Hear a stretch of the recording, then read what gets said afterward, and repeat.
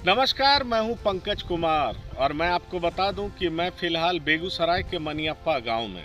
जी हां, ठीक इस गांव में 1 साल बाद मैं वापस लौटा हूं, क्योंकि मैं आपको बता दूं कि जिस जगह पर मैं खड़ा हूं, ठीक 1 साल पहले मैं इसी खेत में आया था। और उस समय मैं ये आपको दिखाना चाहूँगा, ये सेब का पौधा जो कि बड़ा हो चुका है, उस समय काफ़ी छोटा हुआ करता था। और मैं हैरत में था कि सेब की खेती गर्म प्रदेश में कैसे हो सकती है, खास तौर पर बिहार में, और बिहार के बेगूसराय में। तो आपको बता दें, आप ये देख लीजिए, 1 एकड़ से ज़्यादा जगह पर ये सेब की खेती हो रही है। जी हाँ, आप ये देख लीजिए, ये तमाम सेब का पौधा है। जी हाँ, ये भी पौधा आप देख लीजिए, ये सेब का पौधा है। और एक डिस्टेंस पर इसको लगाया गया है। इसकी हाइट, इसकी ऊंचाई, लंबाई बहुत अच्छी है, मैं आपको बता दूं। और यही वजह है, जो किसान हैं जिनसे मैं पिछले साल मिला था, वो बीएससी एग्रीकल्चर हैं, और उन्होंने जिस कॉन्फिडेंस से मुझे बताया था कि अगर खेती ढंग से की जाए तो 5 कट्ठे में भी लोग आत्मनिर्भर हो सकता है और लगभग 1.5 लाख रुपए पर मंथ कमा सकता है। मैं काफ़ी हैरत में था, मैं आश्चर्यचकित था, और इसीलिए मैंने इनसे बात करनी चाहिए और इनके खेत पर आया। तो जब मैंने देखा कि तरह तरह के पौधे इन्होंने जिस तरीके से छोटे से जगह में लगाया हुआ है, तो जाहिर तौर पर वो काफ़ी फैसिनेटिंग था मेरे लिए, हैरत अंगेज था। मैंने इनसे लंबी चर्चा की, बात की, और तब इन्होंने बताया कि सेब की खेती भी 40 से 48 डिग्री सेंटीग्रेड तक के टेम्परेचर पर भी किया जा सकता है। उसका एक ब्रीड है। अभी मेरे साथ अमित कुमार खड़े हैं, जो कि किसान हैं, जिनसे मैं पिछले साल मिला था। उनकी जगह पर ही, उनके खेत पर ही मैं खड़ा हूँ, जहाँ देख सकते हैं आप, सेब का पौधा बड़ा हो चुका है। तो अमित जी, आपका स्वागत है। आपका पौधा भी बड़ा हो रहा है, और आपसे जानना चाहेंगे कि इतना बड़ा करने में आपको बहुत कठिनाई का सामना करना पड़ा होगा या बहुत आसानी से हो गया ये? सबसे पहले तो TV9 भारतवर्ष को बहुत बहुत धन्यवाद, दोबारा मेरे यहाँ आए, और आपके वजह से पूरी देश में लोगों ने मुझे जाना। और रही बात सेब की, तो सेब को बड़ा करने में ज़्यादा देखरेख की ज़रूरत नहीं पड़ी मुझे। और जैसे हम क्रॉप जिसे लगाते हैं, उसी तरह से इसका भी देखरेख समय समय पर पानी खाद वगैरह देते रहे। बरसात के बाद और पूरे ठंडी मौसम में कुछ भी खर्च नहीं आया मुझे, सिर्फ खेत की सफाई के अलावा। उसके बाद जो ही गर्मी बढ़ने के बाद इसे पानी की ज़रूरत होती है। और मैं आपको बताना चाहूँगा कि इस बार इसमें कुछ सैंपल फ्रूट भी आए थे, जो फर्स्ट बार आने की वजह से मैंने इसे हटा दिया, क्योंकि पौधे का ग्रोथ रुक जाता। इस वजह से मैंने उस फ्रूट को हटा दिया। अब नेक्स्ट ईयर मैं इससे फल लूँगा, और जो अधिक मात्रा में आएगा। और पौधे का ग्रोथ आप देख ही रहे हैं, पहली बार जब आप आए थे तो ये पौधा मात्र 1 से 1.5 फीट का था। इस बार मैंने नवंबर में इसका कटिंग भी किया है, ये पौधा 6.5-7 फीट तक गया था। आप ये बताइए, कितने महीने के बाद फ्रूट आया जिसको आपने हटा दिया, ये जान करके कि इसका ग्रोथ प्रॉपर हो नहीं पाएगा? कितने महीने के बाद वो फ्रूट आया? लगभग 11 महीने बाद इसमें फ्रूट आया। 11 महीने बाद फ्रूट आया, और आपने हटा दिया ताकि इसका ग्रोथ हो सके। अब कितने महीने बाद आप एक्सपेक्ट कर रहे हैं कि फ्रूट आएगा? अब अभी जैसे मई चल रहा है, तो नेक्स्ट ईयर फिर फरवरी में इसमें फ्रूट आएगा। हाँ। तो आपने 1 एकड़ में खेती की है, आपको क्या लगता है कितना फ्रूट आ सकेगा, कितनी कमाई कर पाएंगे आप? फर्स्ट टाइम में ज़्यादा तो नहीं, लेकिन 3-4 लाख रुपए तो आ जाना चाहिए। 3-4 लाख रुपए आ जाना हाँ, चाहिए। मतलब सेब का मार्केट है, कैसे किलो बिकेगा यहाँ पर? ये सबसे बड़ी प्लस पॉइंट है हमारे यहाँ इस सेब का, कि जो हिमाचल उत्तरांचल में जो सेब होता है, वो अगस्त में, जुलाई के बाद टूटता है, और ये मई जून में टूटना शुरू हो जाता है। अच्छा। तो उससे 2 महीने पहले आता है, और इस सीज़न में सेब का रेट 200 रुपये केजी प्लस रहता है। इससे लिए हमारे लिए ये ज़्यादा फायदेमंद है। वो मतलब मई जून महीने में आना भी फायदेमंद है, क्योंकि रेट बहुत ज़्यादा होगा। तो आप ये बताइए कि जब मैं पिछले साल दिखाया था, और आप अभी कह रहे थे कि बहुत जगह से फ़ोन कॉल्स आए, तो क्या ये सेब की खेती आप 1 एकड़ में ही कर रहे हैं, कि वीडियो वायरल होने के बाद आप और अन्य जगहों पर भी ये सेब की खेती कर रहे हैं, खास तौर पर गर्म प्रदेश में? आपको मैं बता दूं, जिस समय आप वीडियो बना के ले गए थे और लोगों ने ये वीडियो देखा तो मुझे पूरे देश में लोगों ने जाना और फ़ोन कॉल्स आने शुरू हुए। इसके बाद मैं उत्तर प्रदेश, मध्य प्रदेश, महाराष्ट्र जैसे जगहों में, जो यहाँ से गर्म प्रदेश है, वहाँ के लोगों ने, वहाँ के किसानों ने संपर्क किया हमसे और उसके बाद वहाँ के फार्म को जाके मैंने डेवलप किया है। लोग 2-2 एकड़ में सेब की खेती शुरू किए हैं और आज वो भी खुश हैं। उनका भी पौधा लगभग 5-6 फीट के आसपास हो चुका है। अमित जी, मैं आपसे ये समझना चाहूँगा, आपने कहा कि जब गर्मी आ जाती है, मतलब गर्मी चरम पर होता है, तब पानी की ज़रूरत होती है। तो अगर एक साल में फलता है, जैसा आपने बताया लगभग 11 महीने में, तो कौन से महीने में पानी की ज़रूरत पड़ती है? मई जून महीने में? इसमें मार्च के बाद पानी की ज़रूरत पड़ती है। इसमें फरवरी में फ्लावरिंग शुरू हो जाता है और फरवरी के बाद मार्च में इसमें फ्रूटिंग भी शुरू हो जाती है। तो जब फ्रूटिंग शुरू होती है उस समय इसे पानी की ज़रूरत होती है। उसके बाद तोड़ने तक यानी जुलाई तक इसको पानी चाहिए, क्योंकि टेम्परेचर ज़्यादा रहता है, ज़मीन में इसे नमी चाहिए, नहीं तो पौधे को दिक्कत होगी। उसके बाद फिर जुलाई अगस्त के बाद जब बरसात गिर जाती है, तब से लेकर फरवरी तक इसे पानी की कोई ज़रूरत नहीं है। इसमें क्या बहुत अच्छी बात आपने कही, मई से जुलाई तक, क्योंकि नमी चाहिए होता है और आपको फ्रूट्स तोड़ना होता है, तो जाहिर तौर पर नमी चाहिए और इसलिए ज़रूरत होता है।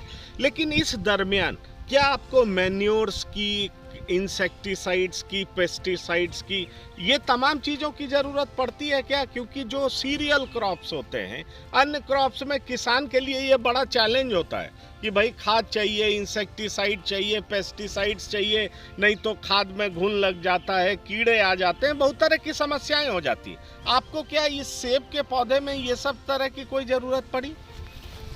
गर्मी के मौसम में ही थोड़ा बहुत कीट लगता है। ठंडी के मौसम में जब बरसात खत्म होती है तो इसके पत्ते, जब ठंडा चरम पे होता है तो उस समय इसके पत्ते झड़ने शुरू हो जाते हैं, ये क्योंकि ये पौधा सो जाता है।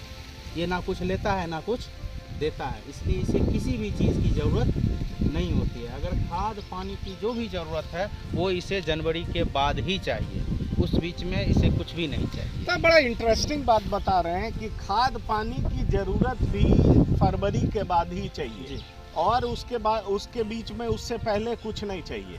तो मतलब ये सेब का रोपन, जो इसको आपने पौधा लगाया, ये आसान भी है, मेंटेनेंस भी इसका आसान है और एक बार लगाइए तो साल दर साल आप फ्रूट्स लेते रहिए।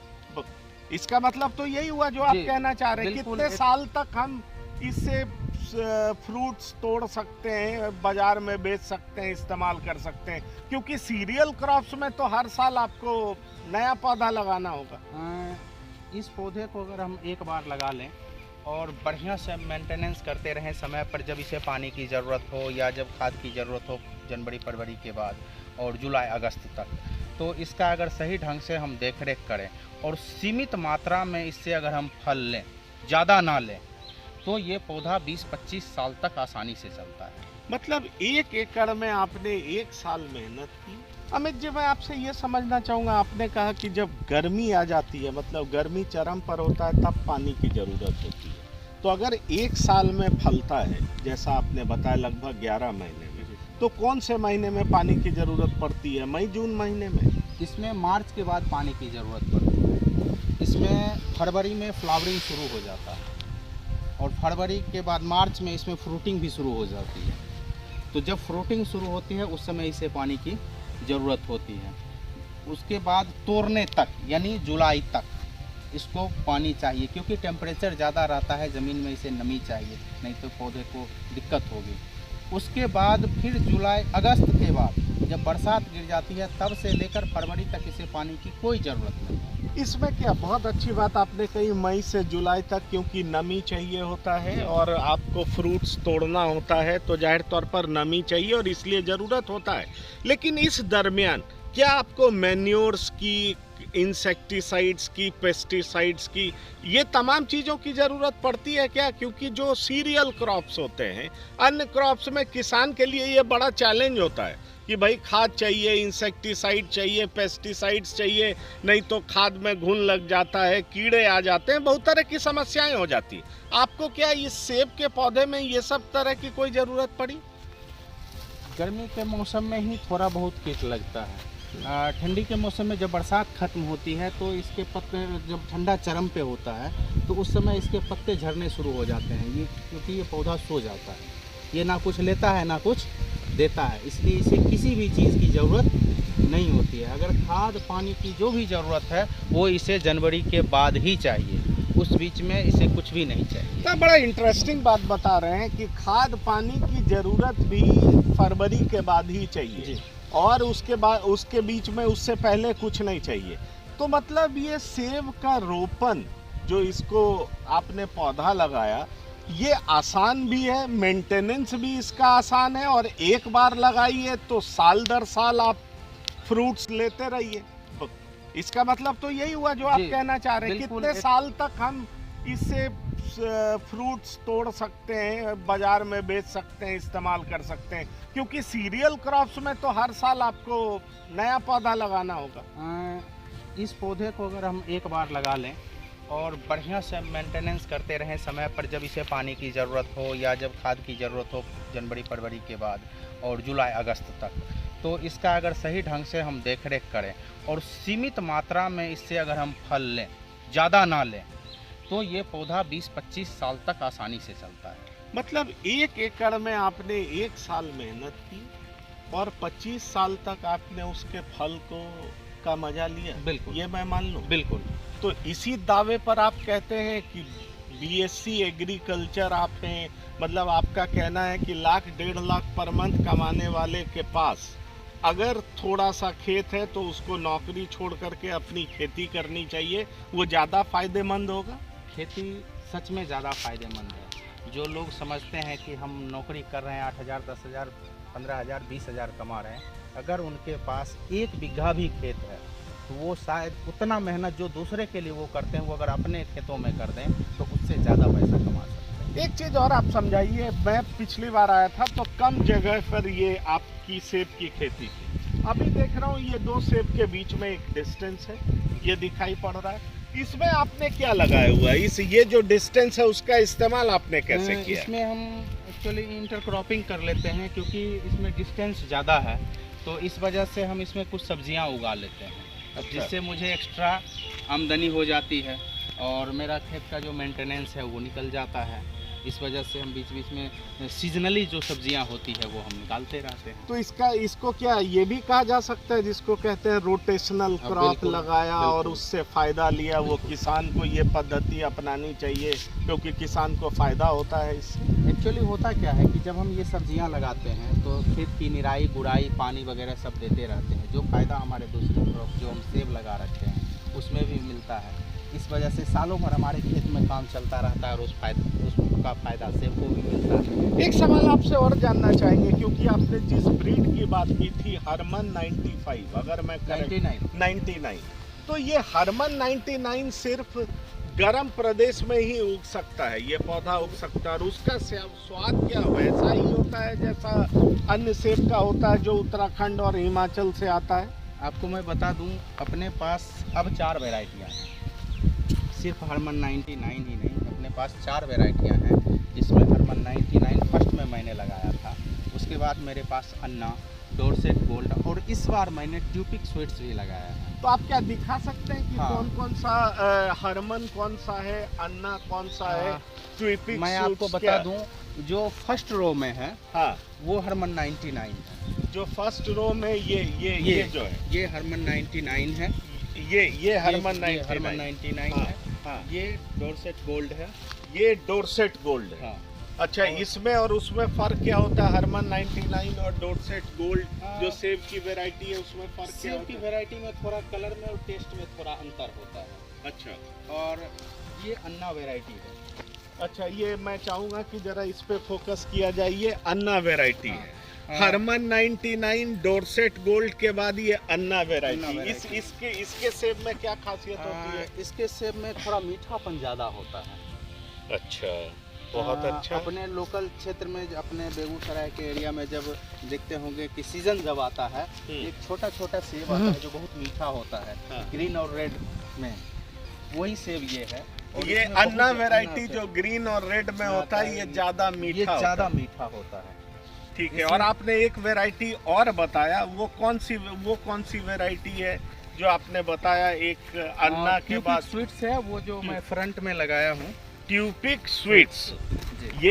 ये कहाँ पर है? ये फर्स्ट में लगा अच्छा, हुआ है। ये फर्स्ट रो में उधर जो लगा हुआ है। जी मतलब आपने 4 वैरायटी का सेब इस खेत में लगाया है जी। और आप रोटेशनल क्रॉप्स भी कर रहे हैं ताकि आपका जो 1 साल के बाद इस सेब से कमाई होगी, साथ साथ सब्जियों से भी कमाई हो जाती है आपकी। आप सब्जी बेच रहे हैं? हाँ सर। अच्छा, और हम ये माने कि अगले मई जून में जब आएंगे तो हमें सेब खाने को बिल्कुल मिलेगा? खाने को मिलेगा। चारों वैरायटी इस बार मिलेगा? एक्चुअली हुआ क्या कि अनसीजनली बारिश भी हुई। फरवरी में बारिश हो गई जो एक्सपेक्ट नहीं था कि बारिश होगी।